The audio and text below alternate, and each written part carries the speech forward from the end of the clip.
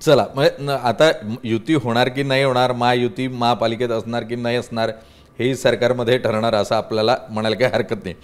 या परिस्थितीमध्ये 2 ठाकरे एकत्र आले मधल्या काळामध्ये आणि महाराष्ट्रामध्ये त्या संदर्भातलं एक वातावरण तयार झालं। खरं ते तुमचे मित्र पण आहेत, म्हणजे असं नाही की ते राजकीय विचार वेगळे असतील, मित्र आहेत तुमचे।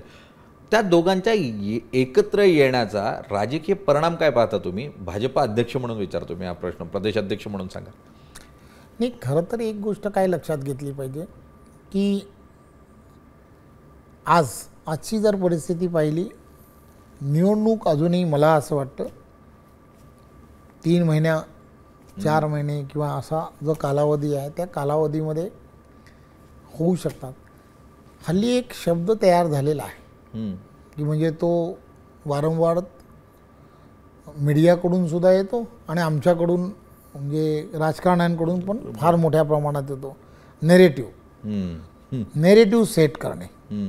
त्यामुळे प्रत्येक जण काय विचार करत आहे की आपण एक कोणता नेरेटिव्ह सेट करावा की ज्या नेरेटिव्हचा आपल्याला फायदा होऊ शकतो। निगेटिव्ह करावा, पॉझिटिव्ह करावा, कसा करावा ना, त्याचा प्रत्येक जण प्रयत्न करत आहे। मला असं वाटतं की आताच्या घडीला ही सर्व मंडळी आमच्या सकट सगळीजण प्रत्येक जण असा विचार करत आहे, चाचपणी सुरू आहे, काय करावं काय करू नये। मला असं वाटतं तुम्हाला सुद्धा बरेच जण फोन करत असतील, मग असं केल्यानंतर निलेशजी काय वाटतंय तुम्हाला, कसं आहे, म्हणजे वातावरण बदललं आहे का, होत आहे का, चांगलं झालं आहे का? त्यामुळे प्रत्येकाची चाचपणी सुरू आहे।